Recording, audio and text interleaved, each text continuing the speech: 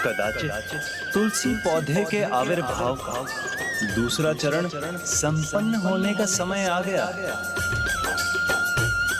तो अब प्रभु घटनाओं का क्रम आगे बढ़ा रहे हैं।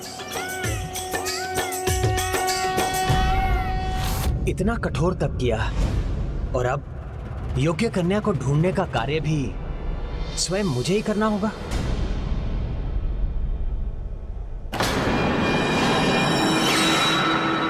ये कैसी मूर्खता करने जा रहा था मैं। शुभ कार्य का आरंभ तो विघ्नहर्ता श्री गणेश के आशीर्वाद के साथ ही करना चाहिए, तो मैं भी वही करूंगा। वक्रतुंड महाकाय सूर्यकोटि समप्रभा निर्विघ्नं कुरु मे देव सर्वकार्येषु सर्वदा।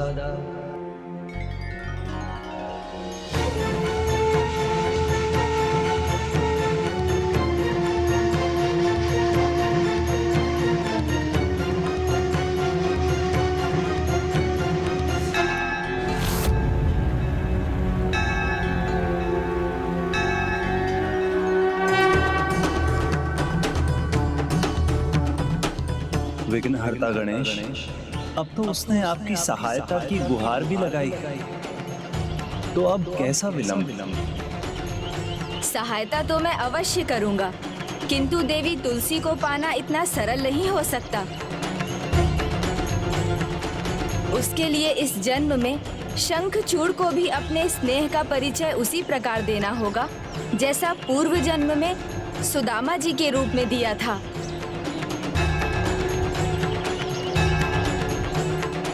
हे प्रभु गणेश जी, कहां किस दिशा में जाऊं? ये संकेत देने की कृपा कीजिए।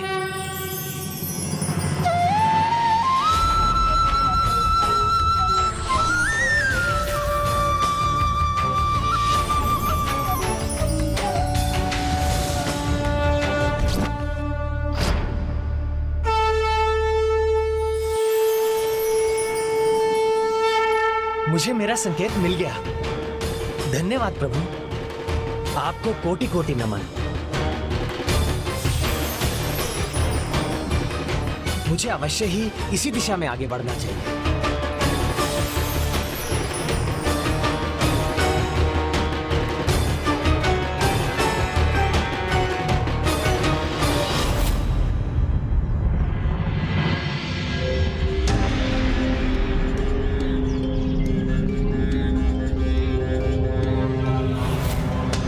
इस मार्ग पर तो कटीली झाड़ियां हैं, नुकीले पत्थर हैं।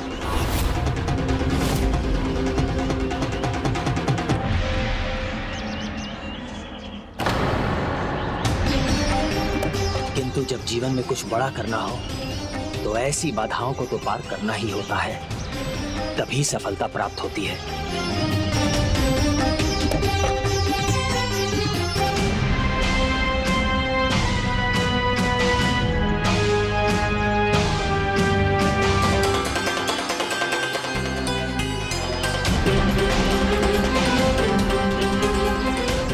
शंखचूड़ देवी तुलसी को पाने के लिए सभी कष्ट सहने को तैयार है।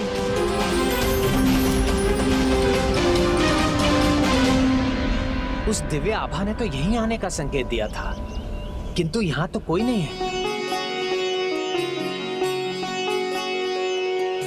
जय गणेश जय गणेश जय गणेश देवा माता कदाचित वो अब वहाँ है।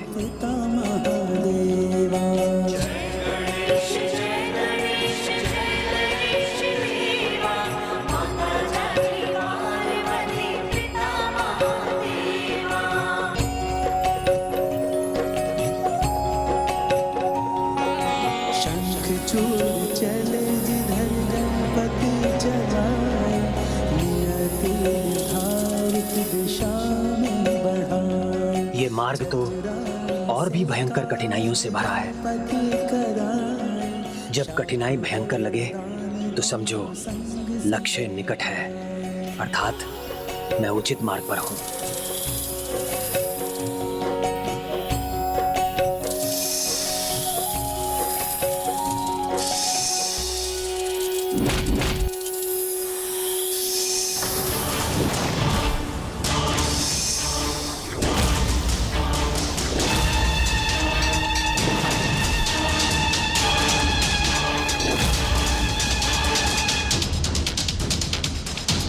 निशस्त्र रहकर भी वो सभी संकट से जूझने के लिए तत्पर है।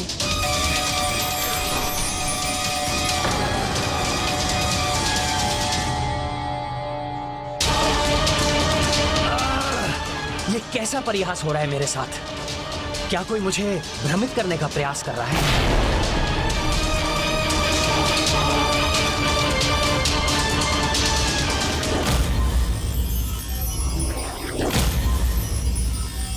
ओह, तो वो दिव्य ऊर्जा वहां है और कोई तो है जो ध्यान मग्न भी है।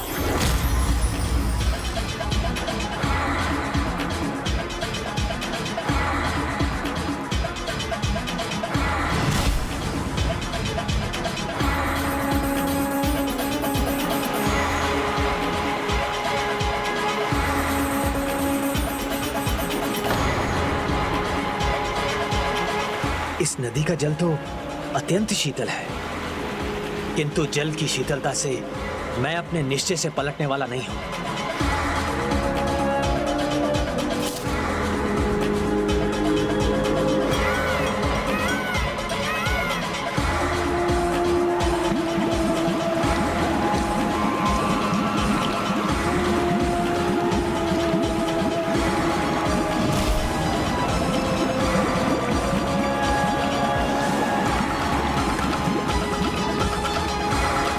शंखचूड़ तो इस परीक्षा से भी पीछे नहीं आता।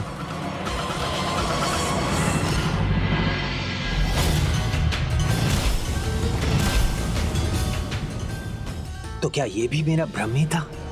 यहां तो कोई नहीं है। जिनका निश्चय दृढ़ता से भरा होता है, जो अपने लक्ष्य तक पहुंचने के लिए सभी कष्टों का सामना करने के लिए तत्पर रहते हैं, वो अपने लक्ष्य तक अवश्य पहुंचते हैं। ओम नमो भगवते वासुदेवाय, कृष्णाय नमो नमः। कौन है ये तपस्विनी जो घोर तप में लीन है? वासुदेवाय, कृष्णाय नमो नमः। ओम नमो भगवते वासुदेवाय, कृष्णाय। इनसे परिचित ना होते हुए भी ऐसा आभास क्यों हो रहा है जैसे मैं इन्हें जानता हूँ, और इनके निकट बढ़ते हुए ऐसे अद्भुत आनंद का अनुभव हो रहा है मुझे, जैसे मैं दिव्य लोक गोलोक में विचरण कर रहा हूँ। ओम नमो भगवते वासुदेवाय, कृष्णाय नमो नमः। ओम नमो भगवते वासुदेवाय, कृष्णाय नमो नमः। ओम नमो भगवते वासुदेवाय, कृष्णाय नमो नमः। ओम नमो भगवते वासुदेवाय, कृष्णाय नमो नमः। ओम नमो भगवते वासुदेवाय, कृष्णाय नमो नमः। देवी, आप कौन हैं? और मुझे ऐसा क्यों प्रतीत हो रहा है जैसे आपके साथ मेरा जन्म जन्मांतर का नाता हो?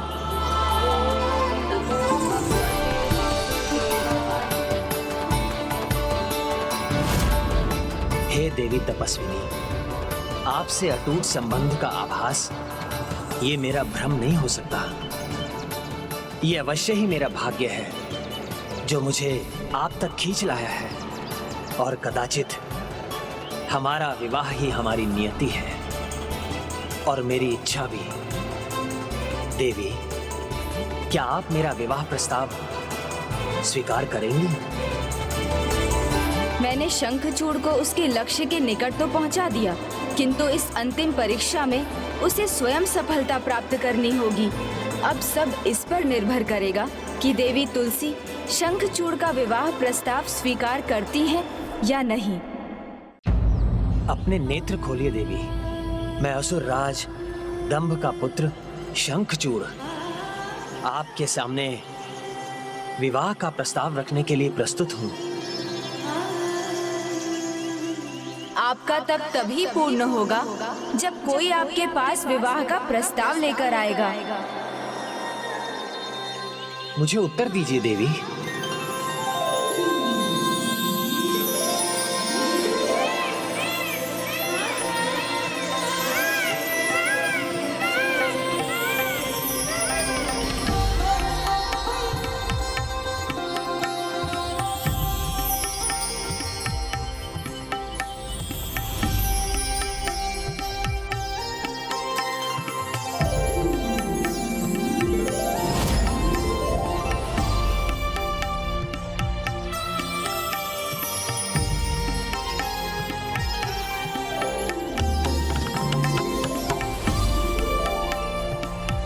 इन देवी को देखकर तनिक भी ऐसा नहीं लग रहा कि जैसे आज मैंने पहली बार इन्हें देखा है। कुछ तो है, कहीं पूर्व काल का।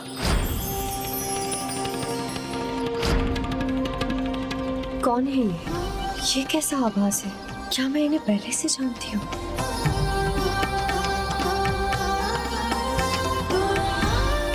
इनके शीश पर मयूर पंख की शोभा।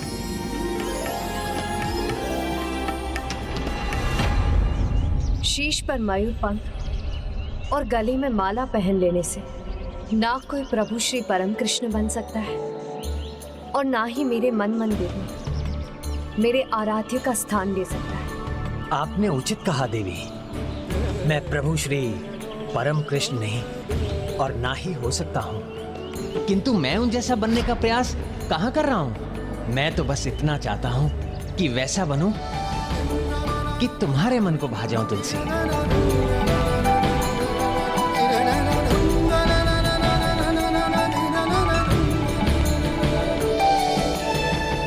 किंतु इतना अवश्य समझ गया हूं कि नियति ने ऐसा रास रचाया है और हम दोनों को मिलाया है। देवी, प्रकृति और नियति के संकेत को समझिए और मेरा विवाह प्रस्ताव स्वीकार कीजिए। नारायण नारायण। स्वार्थ सिद्धि की भावना लेकर चलने वाले शंखचूड़ के मन में भी देवी तुलसी को देखकर पावन स्नेह की भावना जाग उठी है, जिससे इस जन्म में वो अछूता था ना प्रभु। देखिए ना, अब तो वो अपनी रक्षा के लिए भी देवी तुलसी का लाभ उठाने का विचार भूल गया है।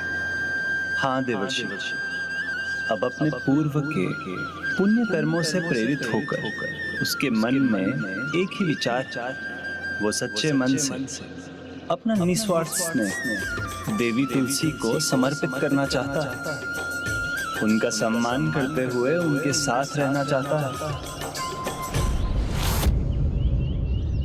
मैं आपसे विवाह क्यों करूं?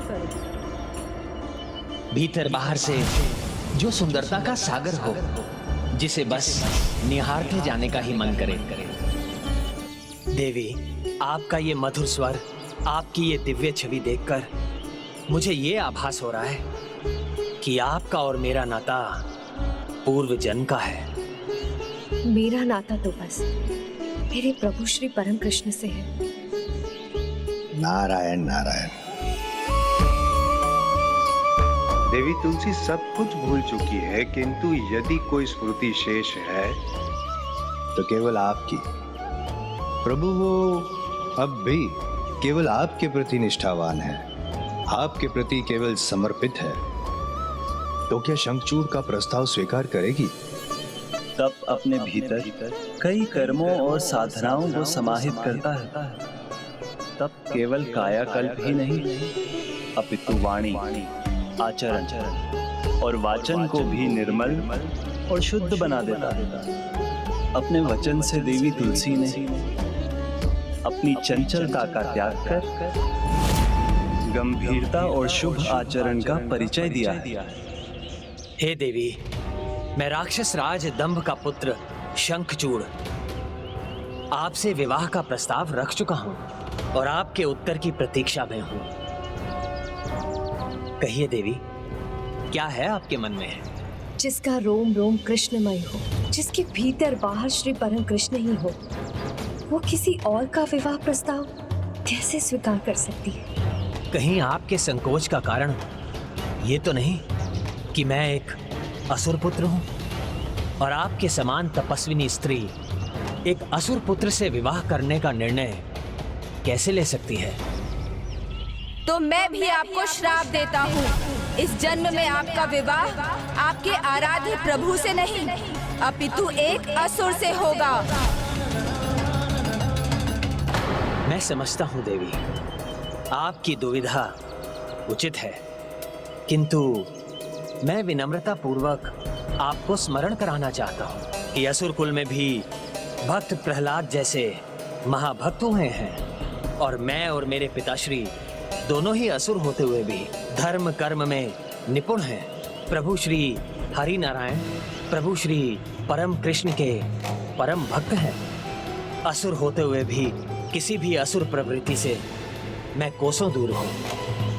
आप इस दिव्य पौधे के रूप में प्रभु श्री कृष्ण के शालीग्राम रूप की अर्धांगिनी बनने का सौभाग्य प्राप्त करेंगी, किंतु उससे पूर्व इस जन्म में आपको श्राप के प्रभाववश आपको एक असुर की पत्नी बन पूर्ण श्रद्धा से पतिव्रत धर्म का पालन करना होगा।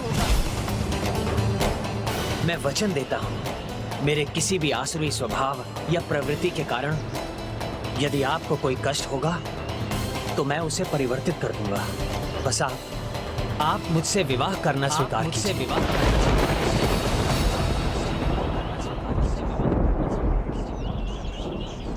मुझे स्वीकार, मुझे स्वीकार, मुझे स्वीकार।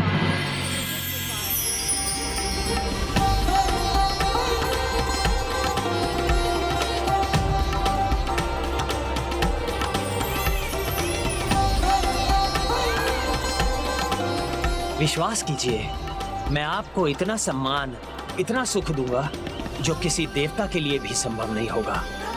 आपको कोई कमी नहीं होने दूंगा। आप मेरा विवाह प्रस्ताव स्वीकार कीजिए। मैं आपका प्रस्ताव स्वीकार कर चुकी हूँ। मैं महाराज धर्मध्वज की पुत्री तुलसी आपसे विवाह के लिए तैयार हूँ।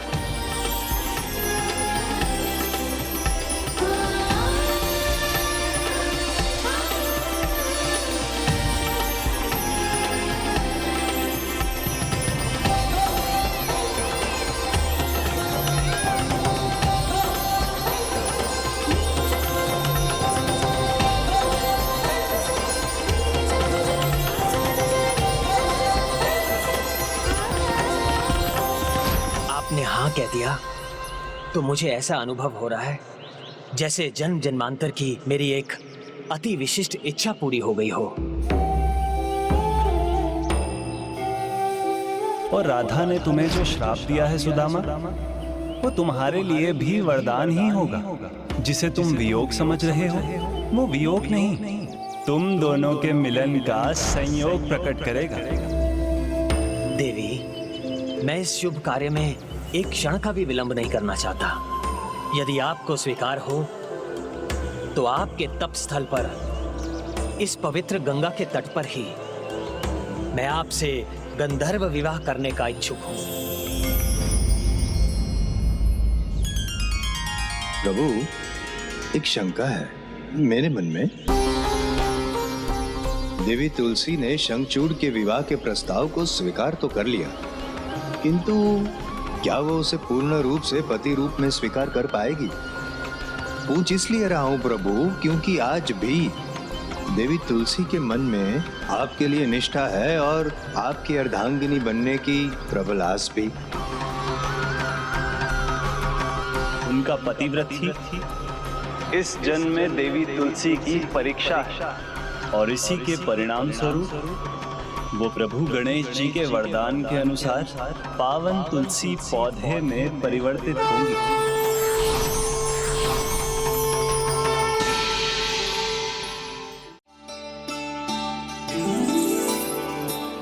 देवी, आप यहाँ विश्राम कीजिए। मैं अभी गया और विवाह के लिए वरमाला तैयार कर अभी आया।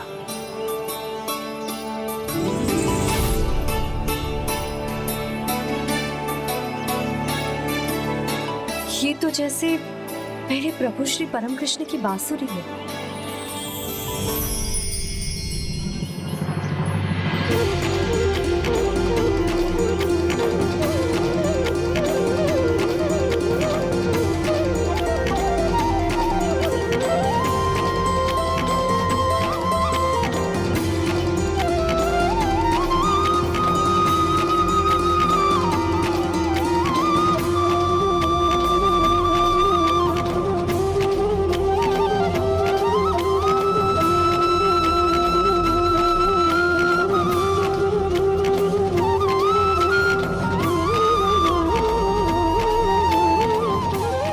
का यही स्थान है। उन्हें कहाँ लेकर जा रही हो तुम? उनका स्थान और कहीं नहीं, मेरे साथ ही है और वो मेरे साथ ही रहेंगे सदा सदा के लिए। एक दिन ना स्वयं प्रभु मेरे पास आएंगे। तब भी एक ऐसा मार्ग है जिस पर चलकर मनुष्य कुछ भी प्राप्त कर सकता है। प्रभु, मेरी वास्तविक तपस्या तो अब आरंभ होगी। प्रभु, मेरे हृदय में तो बस आपका ही स्थान था, किंतु मैं भी आपके हृदय में वास कर सकूं। उसके लिए मुझे अपने हृदय से आपकी अर्धांगिनी बनने की इच्छा को त्याग कर शंखचूड़ को अपने पति के रूप में हृदय में बसाना होगा। तभी मैं अपने पतिव्रत धर्म का पालन कर सकती हूँ। और शंखचूड़ से विवाह के उपरांत आपका और मेरा संबंध केवल भक्त और भगवान का संबंध होगा। प्रभु,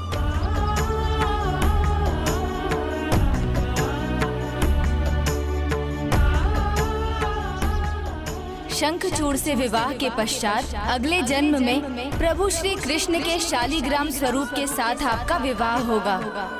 और मुझे आशीर्वाद दीजिए प्रभु कि अगले जन्म में मुझे आपका ही सानिध्य पाने का सौभाग्य मिले। अगले जन्म में अवश्य ही आपको ये सौभाग्य प्राप्त होगा। ये आपको मेरा आशीष।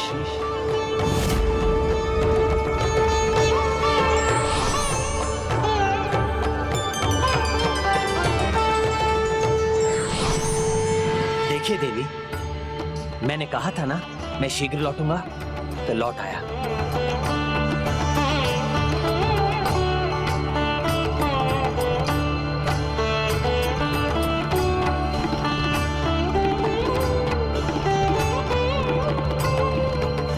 ये लीजिए देवी।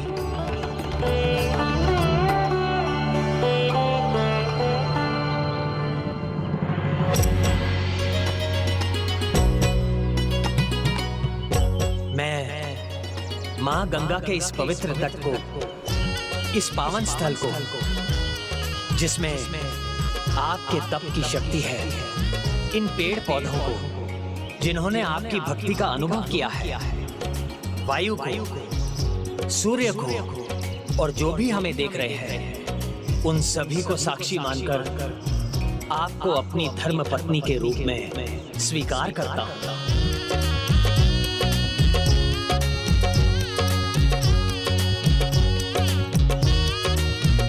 मैं भी अपने प्रभु श्री परम कृष्ण की भक्ति और उनके प्रति अपनी आस्था को साक्षी मानकर आपको अपने पति के रूप में स्वीकार करती हूं।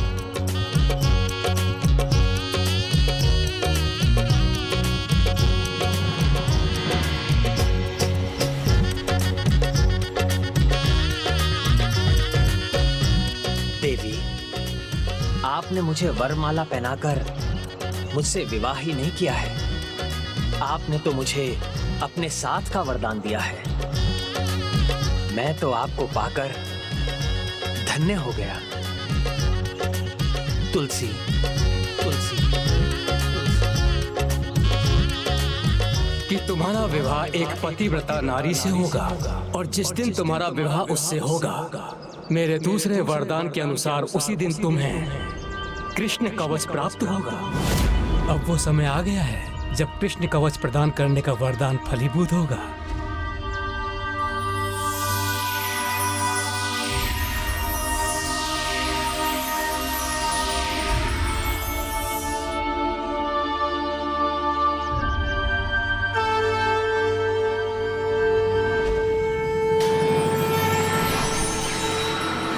प्रभु ब्रह्मदेव का वरदान सार्थक हो रहा है। आपका और मेरा संबंध केवल भक्त और भगवान का संबंध होगा। प्रभु,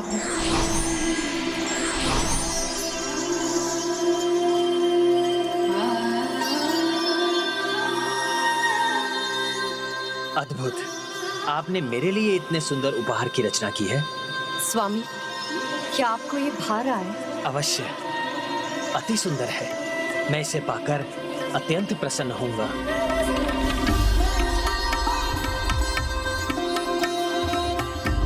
ये मात्र एक उपहार नहीं है, ये तो मेरे प्रभु श्री परम कृष्ण है, जिन्हें मैं आपको दे रही हूँ।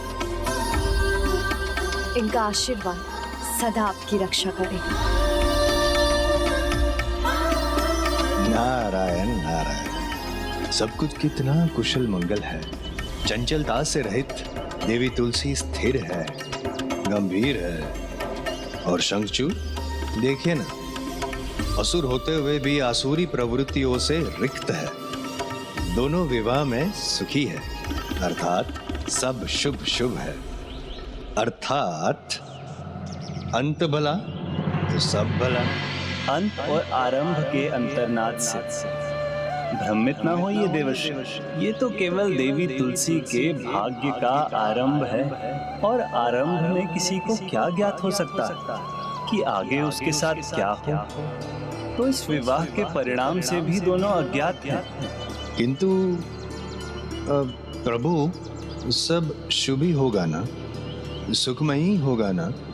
स्मरण कीजिए, देवी तुलसी ने अपने तप के आरंभ में और शंखचूड़ ने देवी तुलसी को ढूंढने की यात्रा के आरंभ में विघ्नहर्ता श्री गणेश को स्मरण किया था। किंतु विवाह के पहले ही दोनों उन्हें भूलने की भूल कर बैठे। जो विघ्नहर्ता है, प्रथम पूजनीय है, उनका स्मरण पूजन नहीं किया, तो फिर ये विवाह विघ्न रहित कैसे हो सकता है? तो क्या प्रभु देवी तुलसी को पुनः एक श्राप प्राप्त होगा? ये तो समय ही बताएगा कि किसे श्राप मिलेगा। कदाचित पुनः मैं ही श्राप का भागी बन जाऊं।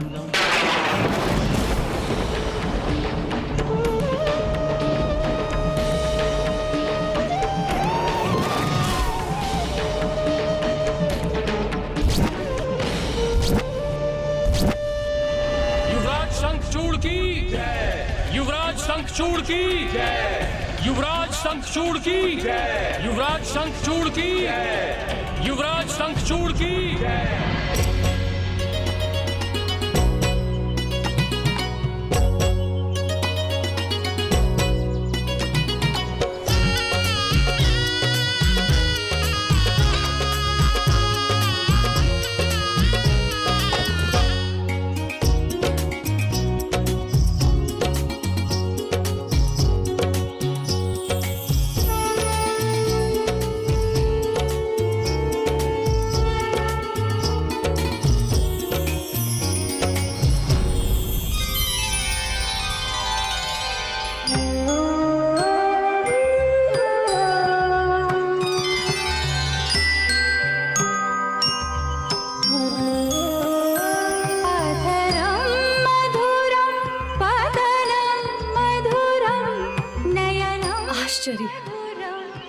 यहाँ तो सब कुछ कृष्णमयी है। यहाँ तो चारों ओर मेरे प्रभु कृष्ण ही कृष्ण है। मधुराधिपतिरखिलं मधुरं वचनं मधुरं चरितं मधुरं वसनं मधुरं वलितं मधुरं चलितं मधुरं भ्रमितं मधुरं दलितं मधुरं आलितं मधुरं मधुराधिपति प्रभु श्री हरि नारायण की प्रतिमा। मधुरं। आज मेरे लिए बड़ा ही गौरव और आनंद का दिन है। आज मेरा पुत्र और पुत्र वधू दोनों अपनी तपस्या पूर्ण कर विवाह के उपरांत यहाँ लौटे हैं, इसलिए आज भव्य आनंद उत्सव होना चाहिए। तैयारी करो। क्षमा कीजिए पिताश्री, अभी यहाँ कोई उत्सव नहीं हो सकता। मेरा अर्थ है पिताश्री, सर्वप्रथम हमें प्रभु पूजन कर उनका आशीर्वाद लेना चाहिए, उसके बाद ही उत्सव का आयोजन होना चाहिए। युवावस्था और चंचलता दोनों एक दूसरे के पर्याय हैं। तुम्हारे स्थान पर कोई अन्य होता तो उत्सव को प्राथमिकता देता, किंतु अद्भुत हो तुम। आसुरी प्रवृत्ति के कारण जो भूल हम करने जा रहे थे, तुमने यहाँ आते ही हमें इतनी बड़ी भूल करने से रोक दिया। हमें धन्य कर दिया पुत्री। शुभ कार्य का आरंभ हरि नाम से ही होना चाहिए। प्रणाम प्रथम पूज्य गणेश जी। प्रभु, हम कदाचित व्यर्थ में ही चिंता कर रहे थे। शंखचूड़ और उसके पिता पहले से ही प्रभु श्री हरि नारायण के परम भक्त हैं और प्रभु परम श्री कृष्ण के उपासक भी हैं, और अब तो उनके साथ देवी तुलसी भी। और उनकी भक्ति के प्रभाव से इन असुरों की असुरी प्रवृत्ति भी क्षीण पड़ जाएगी और वो धर्म के कार्य में लीन हो जाएगी। अब तो हमारी समस्त चिंताएं दूर हो गई प्रभु। सारी चिंताएं दूर हो गई हैं, ऐसा कहना कठिन है देवराज। और ये समस्या के समाधान के स्थान पर उसका आरंभ भी तो हो सकता है, क्योंकि देवी तुलसी के भाग्य के अनुसार उनका पावन तुलसी पौधे के रूप में जन्म लेना अभी शेष है।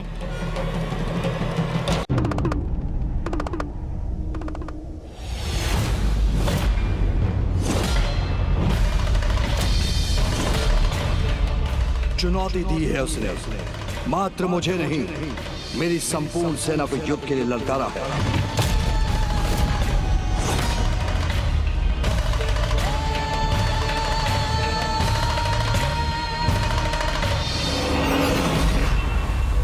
ये क्या कह दिया तुमने शंखचूड़? त्रिलोकाधिपति होकर भी ये कैसी मूर्खता कर दी तुमने? तुम्हारे अति उत्साह ने तुम्हें अपना दास बना दिया है। अपने वरदान के रहस्य का संकेत ही नहीं दिया, अपितु स्वयं महादेव को उनकी सेना के साथ ललकार दिया। पुत्र, उचित कहते हैं गुरुदेव, तुमने बहुत बड़ी भूल की है। महादेव हैं वो, उनकी शक्ति का किसी को भी अनुमान नहीं, और तुमने उनकी सेना को भी चुनौती दे डाली। इसमें कौन कौन योद्धा हैं, ये भी हमें ज्ञात नहीं। महादेव की सेना है महाराज दम, उसमें सबसे पराक्रमी योद्धा ही होंगे। हर हर महादेव! सर्वप्रथम मैं उन्हें युद्ध में भाग लेने के लिए आह्वान करता हूँ।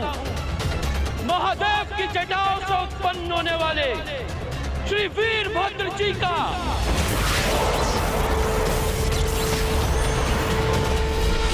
और माता भद्रकाली का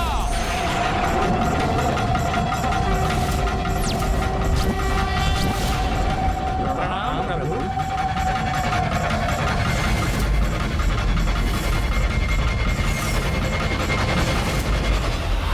फिर प्रभु की अनुमति से महादेव की शक्ति माता महेश्वरी का आवाहन करता हूँ। ओम उत्पत्ति हे मुरुचिराम रविचंद्र वहिन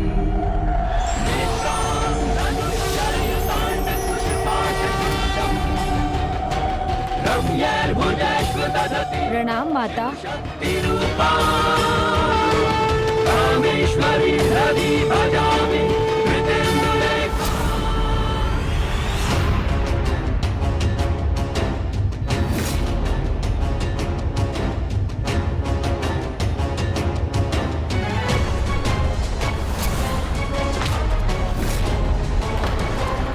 मैं दीपक की लौ को बुझने नहीं दूंगी, सुरक्षित रखूंगी इसे। अब मैं आवाहन करता हूँ 33 कोटि देवताओं का, जिनमें 12 आदित्य हैं, जो प्रभु महादेव की कृपा से महर्षि कश्यप की संतान के रूप में जन्मे हैं और संसार में प्रकाश और पूजा के कारक हैं। 8 वसु, जो महर्षि कश्यप की ही संतानें हैं और 8 दिशाओं के स्वामी हैं।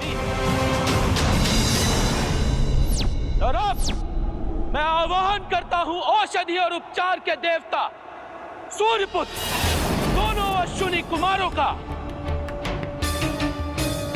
11 रुद्र,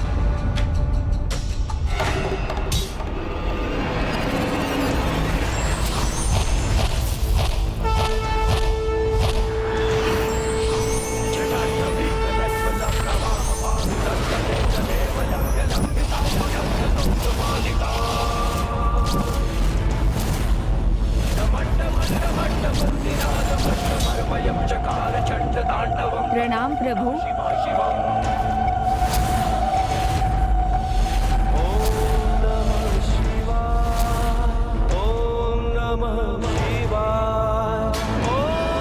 संसार पर ग्रह दशाओं के अनुसार प्रभाव डालने वाले नवग्रह सूर्य, चंद्र, मंगल, बुध, बृहस्पति, शनि, राहु, केतु और शुक्र का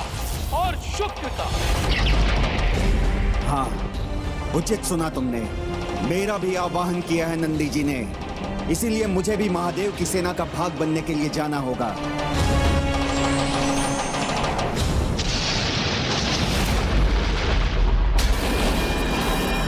प्रणाम महादेव।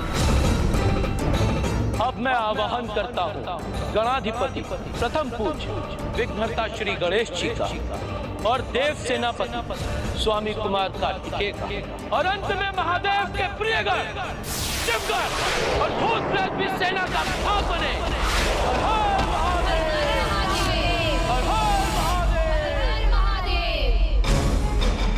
ऐसी विशाल सेना की कल्पना तो नहीं की थी मैंने। पुत्र, महापराक्रमी, दिव्य महावीर योद्धाओं से सज्जित इस सेना का सामना कैसे करोगे तुम? शंखचूड़ एक बार जो निर्णय ले लेता है उस पर स्थिर रहता है, परिणाम चाहे कुछ भी हो। पिताश्री, मैं संपूर्ण विश्वास और पूर्ण शक्ति के साथ युद्ध करूंगा। और वैसे भी ब्रह्मदेव से जो वरदान प्राप्त किया है मैंने, उस पर मुझे पूर्ण विश्वास है। सुरक्षित रहूंगा मैं। प्रभु, पूजा के दीपक का बुझना अशुभ होगा, किंतु कुछ भी हो जाए, मैं किसी भी अशुभ की छाया अपने स्वामी पर नहीं पड़ने दूंगी। यदि प्रभु महादेव 33 कोटि देवताओं से सज्जित सेना के साथ आएंगे तो मैं भी पीछे नहीं हटूंगा। मेरी भी विशाल सेना होगी, असुर सेना, दानव सेना, दैत्य सेना, राक्षस सेना।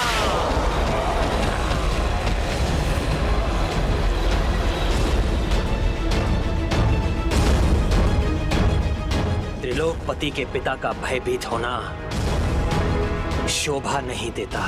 ये सब मैंने वरदान से प्राप्त किया है। पिताश्री, तनिक विचार कीजिए, जब संपूर्ण सेना हमारे साथ होगी तो किसी भी युद्ध में विजय मुझे ही प्राप्त होगी। हमारी सेना देखकर उनकी भी सेना कंपित हो उठेगी, और यदि ऐसा नहीं भी हुआ तो मेरे पास मेरा वरदान तो है ही, और मेरी अपनी शक्ति भी।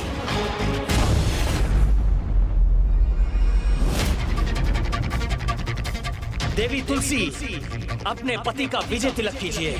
आज मैं महादेव से युद्ध करने जा रहा हूं।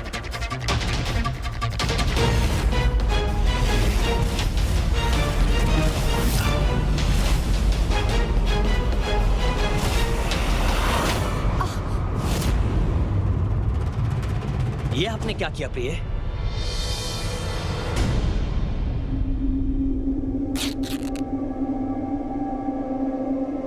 इस अग्नि से अपने हाथों को क्यों आहत किया? ऐसा क्यों किया आपने?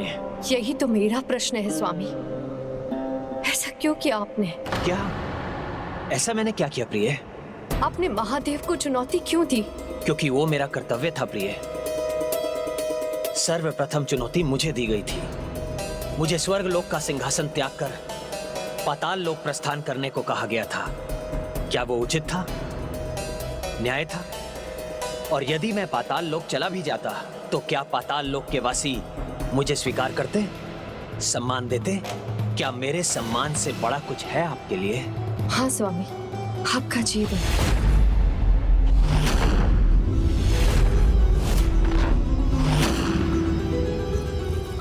जो सर्वशक्तिशाली है, आपने उन प्रभु महादेव को ललकारा है स्वामी। प्रिय तुलसी, तुम मेरी शक्ति का आधार हो, और अपनी जिस शक्ति से मुझे बल प्राप्त होता है, यदि वो भयभीत है तो मैं बिना युद्ध के ही पराजित हो जाऊंगा। तुम मेरे साथ नहीं रही तो मेरी तो मृत्यु वैसे ही हो जाएगी। नहीं नहीं स्वामी, ऐसा कदापि नहीं होगा। नहीं होगा, क्योंकि मुझे आप पर पूरा विश्वास है, और जो विश्वास आपने मुझ में जगाया है उसे छीनिए मत। प्रिय, मुझे वो तुलसी चाहिए साहस और विश्वास जिसका परिचय है, जिसने अपने पतिव्रत धर्म को गुरुदेव शुक्राचार्य के सामने मेरी ढाल बना दी। एक पतिव्रता स्त्री अपने पति के विरुद्ध एक भी अनुचित शब्द नहीं सुन सकती। ये भयभीत तुलसी नहीं जो मेरे विश्वास को भी दुर्बल बना दे। और जब तक मैं अपने पतिव्रत धर्म पर रहूंगी, मेरे पति को कुछ नहीं होगा। मुझे वो तुलसी चाहिए, साहस और विश्वास जिसका परिचय है। आपने सर्वथा उचित कहा स्वामी। पतिव्रत की शक्ति समस्त संसार की शक्ति से अधिक शक्तिशाली होती है। इसलिए समय आ गया है मैं भी अपने पतिव्रत का उदाहरण प्रस्तुत करूं।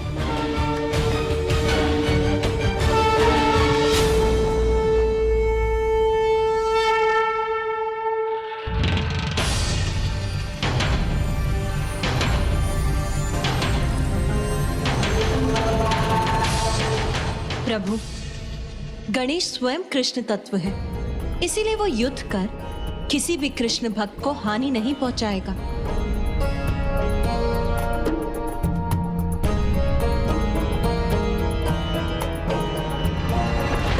किंतु गणेश हमारे लिए कुछ तो अवश्य कर सकता है देवी। प्रथम पूज्य विघ्नहर्ता गणेश के रूप में तो वो हमें आशीष देकर हमारा समर्थन कर सकता है।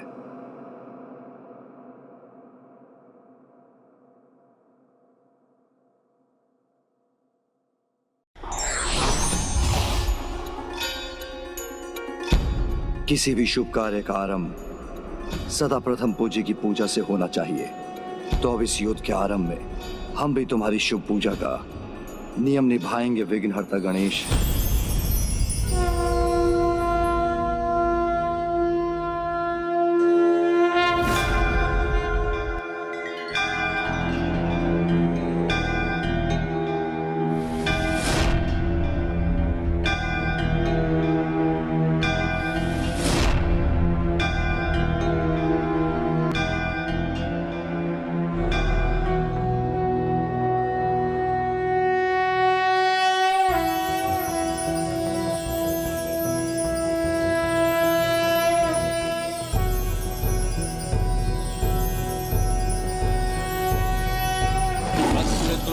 महाकाय सूर्यकोटि समप्रभ निर्विघ्नं कुरु मे देव सर्वकार्येषु सर्वदा।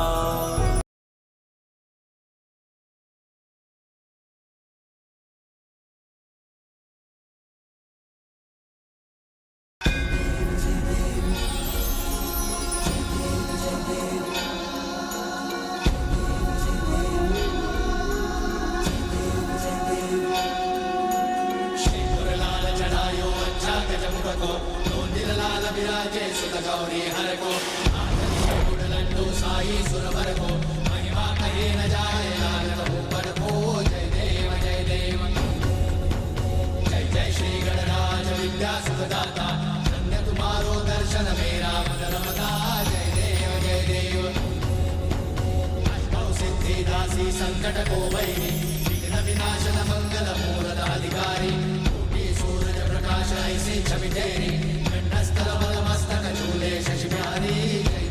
जय देव जय जय श्री गणराज विद्या सुखदाता धन्य तुम्हारो दर्शन मेरा मन रमता। जय देव ओम जय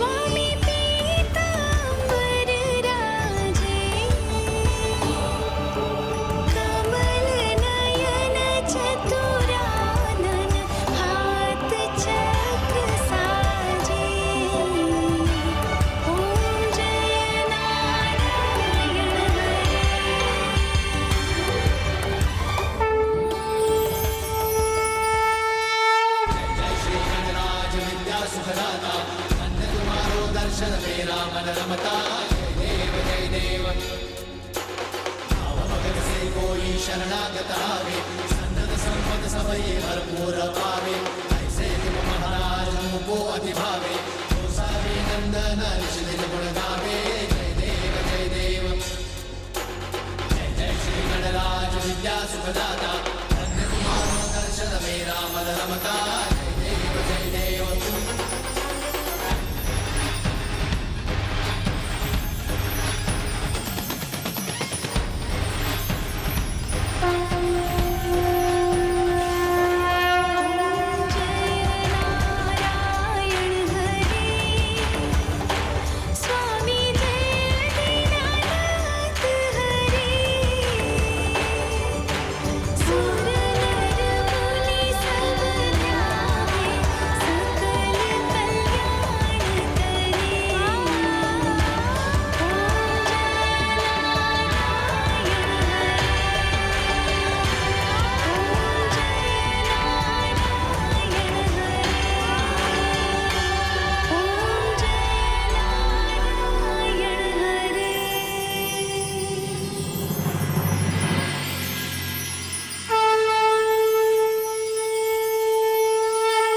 प्रभु, आपका आशीर्वाद तो सदा मेरे साथ है, इसलिए मुझे ज्ञात है जो भी होगा आपकी इच्छा के अनुसार होगा और वही होगा जो उचित होगा। यदि मेरी पतिव्रता में पवित्रता है तो ये बुझा हुआ दीपक स्वामी का विजय दीपक बनकर प्रज्वलित हो उठेगा।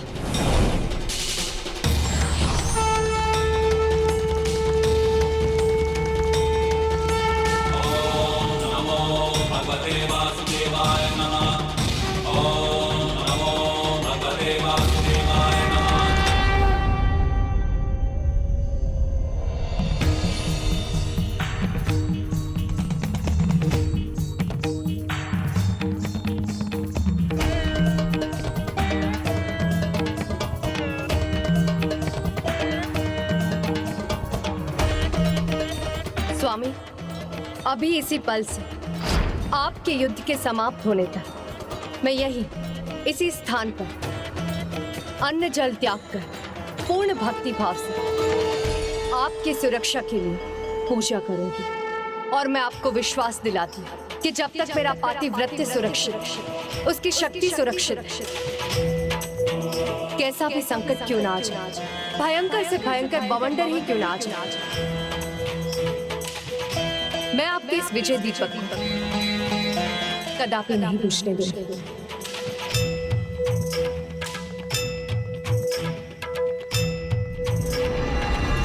मैं आशीर्वाद देता हूँ कि इस युद्ध में आपके सामने आने वाली प्रत्येक चुनौती मिट जाए, प्रत्येक विघ्न टल जाए, विजय प्राप्त करें आप। हर हर महादेव, हर हर हर हर महादेव, हर हर महादेव, हर हर महादेव, हर हर महादेव, हर हर महादेव।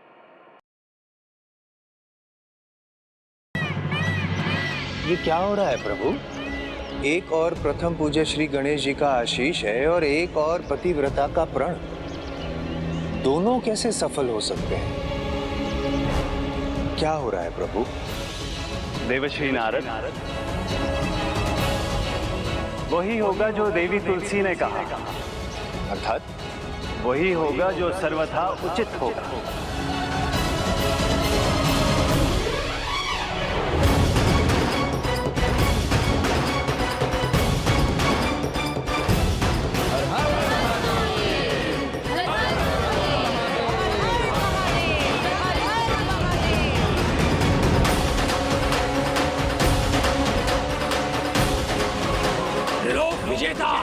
सम्राट शंखचूड़ की त्रिलोक विजेता सम्राट शंखचूड़ की त्रिलोक विजेता सम्राट शंखचूड़ की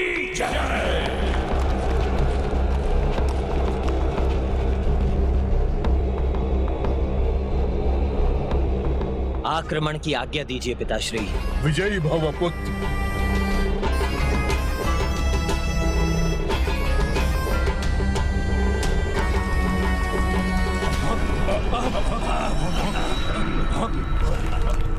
महादेव की सेना है पुत्र। नहीं पिताश्री, महादेव ऐसे छिपकर नहीं आएंगे। वो तो सामने से आकर युद्ध करेंगे। ये अवश्य कोई और है।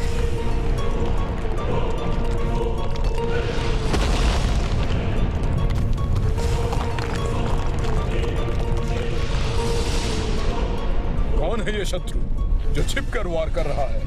चिंता मत कीजिए पिताश्री, मेरा अग्नि अस्त्र इस द्रव्य को नष्ट कर देगा।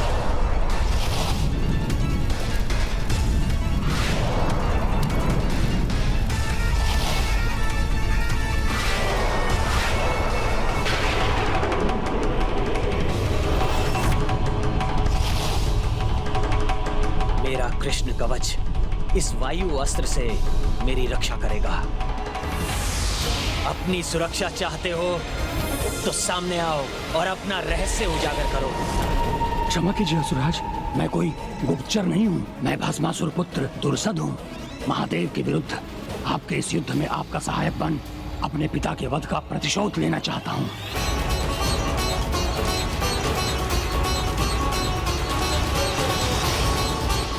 महादेव के विरुद्ध आपके इस युद्ध में आपका सहायक बन अपने पिता के वध का प्रतिशोध लेना चाहता हूँ। उचित है, किंतु जब मुझे तुम्हारी आवश्यकता होगी मैं तुम्हें तभी युद्ध का भागी बनाऊंगा, और जब तक वो समय नहीं आएगा तब तक तुम मेरे कवच में स्थित रहोगे। धन्यवाद असुर सम्राट।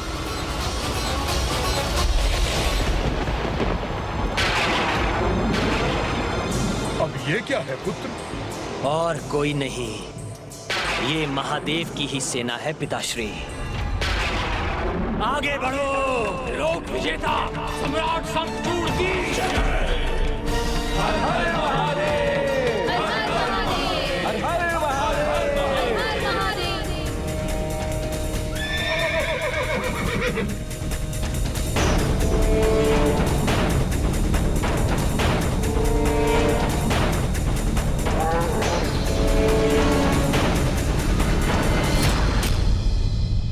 प्रभु महादेव स्वयं मेरे सामने है तो मुझ में भक्ति का संचार कैसे ना हो।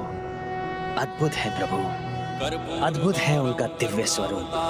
संसार सारम भुजगेंद्रहारम सदा वसंतम हृदयारविंदे भवम भवामी सहितम नमामि। पुत्र शंखचूड़, महादेव शत्रु बनकर अपनी सेना के साथ युद्ध करने आ रहे हैं, सावधान हो जाओ।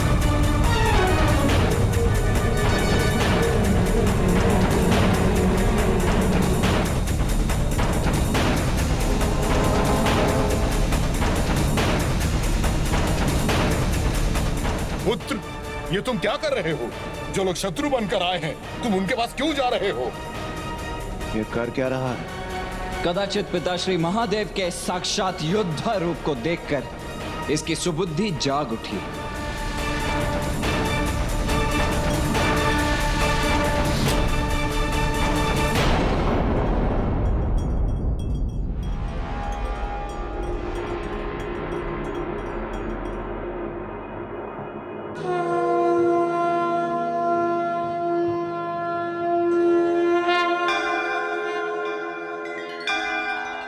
देखिए देवराज, इसने तो अपने घुटने ही टेक दिए।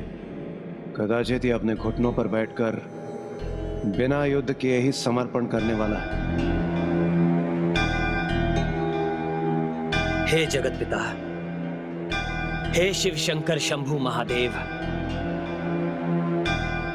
दंभ पुत्र शंखचूड़ का प्रणाम स्वीकार कीजिए।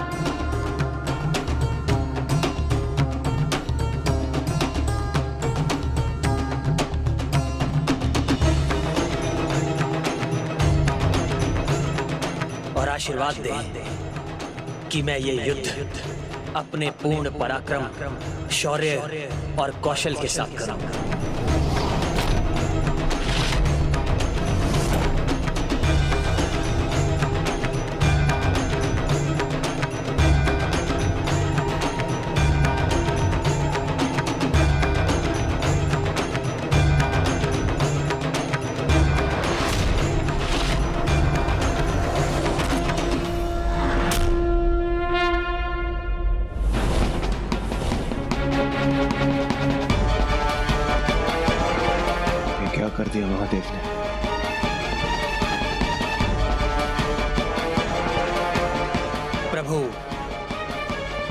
आशीर्वाद भक्त शंखचूड़ को प्राप्त हुआ है,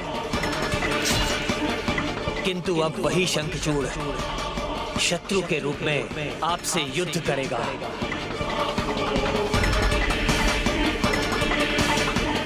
और आपकी सेना त्रिलोकाधिपति शंखचूड़ का स्पर्श तक नहीं कर सकेगी।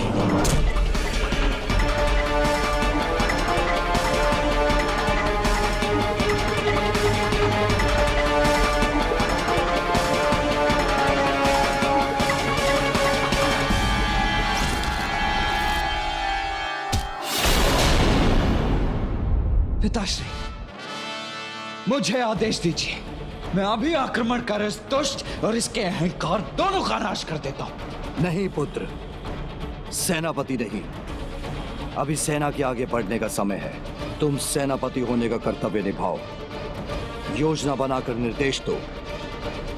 कहो, सर्वप्रथम किस सेनानायक को भेजना चाहते हो तुम? योजनाओं में समय व्यर्थ नहीं करूंगा मैं, सीधा आक्रमण करूंगा और अंत करूंगा इस युद्ध का।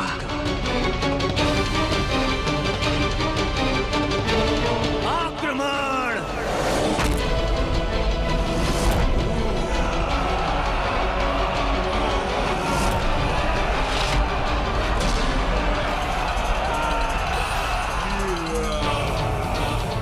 लगता है देव सेनापति के प्राण ही सूख गए हैं हमारी विशाल सेना का आक्रमण देखकर। इसीलिए निर्णय नहीं ले पा रहे हैं कि सर्वप्रथम हमसे युद्ध कौन करेगा। जिसके ग्रह नक्षत्र शुभ नहीं होते, वही महादेव और उनकी सेना को ललकारने का दुस्साहस करता है शंखचूड़। इसीलिए तुम्हें तुम्हारे ग्रहों की स्थिति से परिचित करवाने के लिए मैं सर्वप्रथम 9 ग्रहों को भेजता हूं।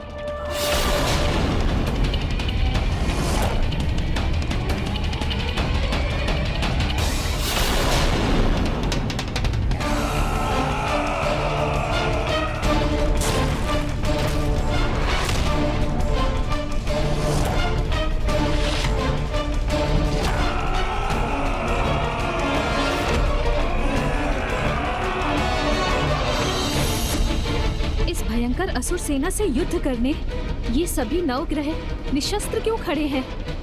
क्योंकि 9 ग्रहों को अस्त्र शस्त्र की आवश्यकता नहीं भाभी माँ, उनकी तो कुदृष्टि ही पर्याप्त है।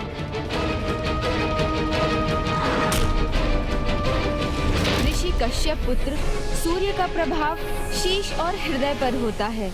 उनकी दृष्टि का सामना ये असुर कदापि नहीं कर सकेंगे।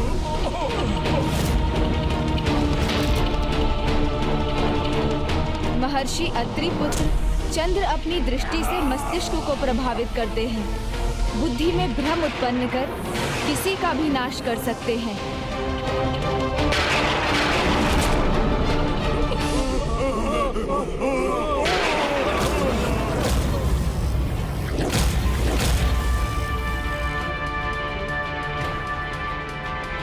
कहीं युद्ध के आरंभ में ही हमारी सेना नष्ट न हो जाए।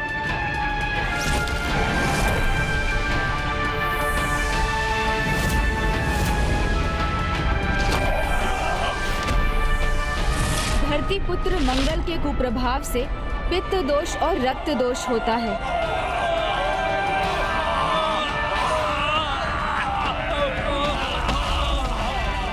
ग्रहों में महान बुध का प्रकोप संवाद करने की क्षमता को हर लेता है। देवगुरु बृहस्पति के प्रभाव से शक्ति का क्षीण होना आरंभ होता है। सूर्य पुत्र शनि का प्रकोप शरीर में अस्थि पंजर को दुर्बल बनाता है। ओम नमो भगवते वासुदेवाय नमः। ओम नमो भगवते वासुदेवाय नमः। पुत्र, ये 9 ग्रह तो हमारी सेना को नष्ट कर रहे हैं। तुम कुछ कर क्यों नहीं रहे हो? शीघ्रता करो। राहु और केतु की अंधकारी कुदृष्टि अन्य ग्रहों का प्रकोप बढ़ा देती है। पुत्र, तुम इनका सामना करके इन्हें रोक क्यों नहीं रहे हो? वैसे अब 9 ग्रहों में गुरु शुक्राचार्य का आगे बढ़ना ही शेष है, पर वो तो हमारे गुरु हैं, अतः वो हमें हानि नहीं पहुंचाएंगे।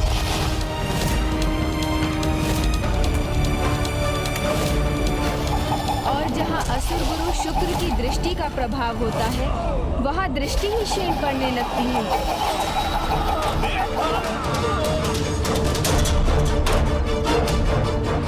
हमारी संपूर्ण सेना का नाश हो रहा है और तुम देख रहे हो, शत्रु अपना वार कर रहा है और हम कुछ भी नहीं कर रहे। चिंता मत कीजिए पिताश्री, इनका ये वार अभी रुकेगा जब सामना मुझसे होगा।